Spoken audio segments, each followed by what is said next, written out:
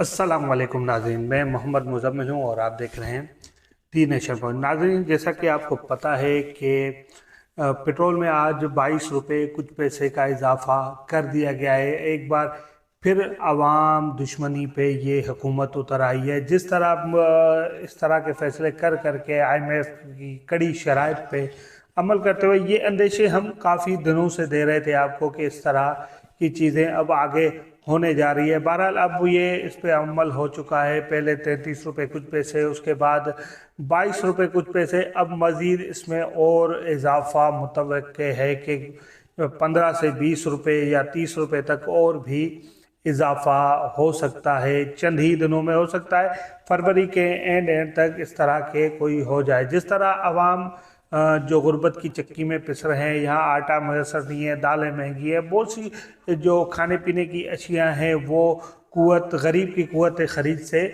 बाहर हो चुकी हैं और ये इस पेट्रोल पंप ने और मज़ीद गरीब का जीना दोपहर कर दिया। उसके बाद अगर हम बात करें जिस तरह MQM पाकिस्तान की, तो MQM पाकिस्तान को फिर एक लॉलीपॉप दे दिया गया है। जिस तरह आपको याद होगा, जिस तरह ज़िमनी इलेक्शन हो रहे, बल्दियाती इलेक्शन हो रहे थे, बल्दियाती इलेक्शन में उनको एक लॉलीपॉप दे दिया गया था। आज फिर आपको पता होगा, रात को नासिर हुसैन शाह साहब और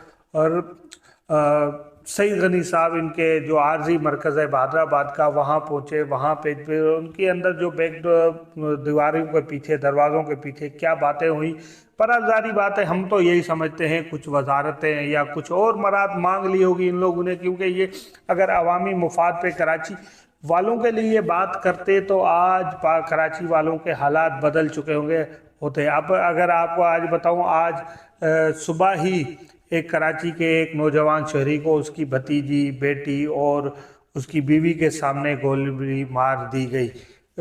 अब वो वाक़या क्या था? वो वाक़या ये था कि बच्चा अपनी बेटी को लेके कहीं जा रहे थे। वो शहरी, मुजम्मिल नाम के शहरी, मेरा नाम भी मुजम्मिल है, अल्लाह ने हिफ़्ज़ व अमान में रखा हुआ है। बहरहाल उस शहरी के लिए बहुत दुख है।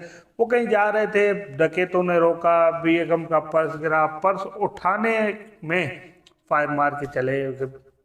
ये कराची शहर का हाल हो चुका है। और ये MQM जो इस शहर की नुमाइंदा जमात हमेशा समझी जाती थी, और आज उस जमात के बाद का ये हाल हुआ है।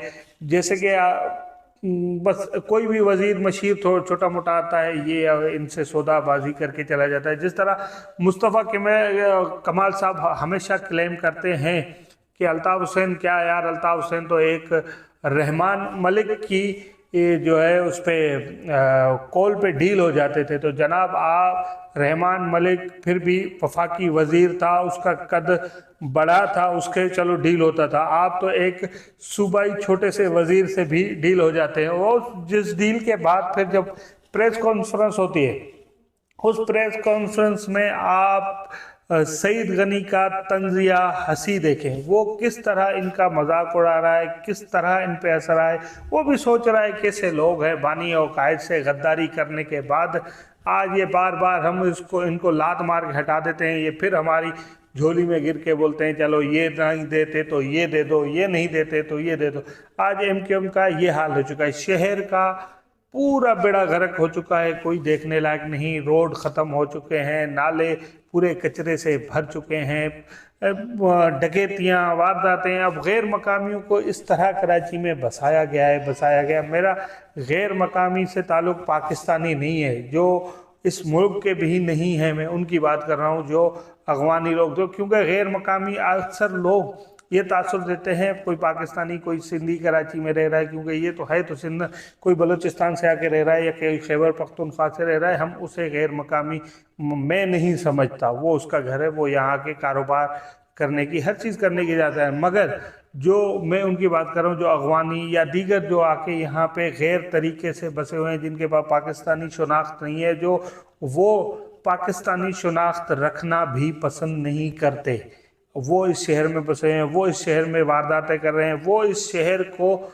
नोच के खा रहे हैं। मगर क्या करें, हमारे जो जिनको हमने वोट देके, जिनको हमने आगे किया है, वो एक नासिर हुसैन साहब से डील हो जाते हैं और अपनी मरात ले लेते हैं। फिर वो हमें क्या मिलती है हमें टूटे रोड, हमें गोलियां, गटर लाइन यहाँ नहीं है, सेवरेज का निज़ाम बिल्कुल तरम भरम हो गया है, गैस यहाँ नहीं आती, महंगाई का तूफान पूरे पाकिस्तान, सबसे ज़्यादा महंगाई आज कराची में की जा रही है और बेरोजगारी भी पूरे पाकिस्तान सबसे ज़्यादा आज कराची में ही है, क्योंकि कराची की आबादी एकदम जो है ना बिल्कुल गैर तरीके से, ऐसे अनलीगल तरीके से बहुत ज़्यादा बढ़ाई गई।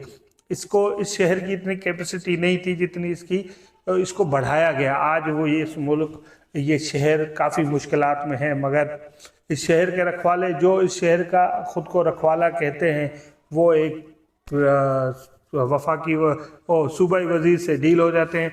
और अल्ताफ़ हुसैन साहब के भी मुख्तलिफ बयानात आपने देखा, प्रॉपर्टी के हवाले से जो केस चल रहा है लंदन की अदालत में, उसका अनकरीब फैसला आने वाला है और देखा जा रहा है MQM लंदन के कारकुनान और में एक खुशी की लहर है, जैसे कि उनको कोई एक मैसेज मिल रहा है कि अच्छा फैसला आने को। जगह जगह दुआएं तकरीबात, मुख्तलिफ कराची के शहरों में सेक्टर 75 और दीगर जगहों पे भी ये दुआएं तकरीब का सिलसिला जारी है और सारी है कि जल्द से जल्द उनके कायद को ये रिलीफ मिल जाए और उनके पास। अब देखें, पहले सिर्फ प्रॉपर्टी का केस था, अब ये प्रॉपर्टी से हट के बात चली गई।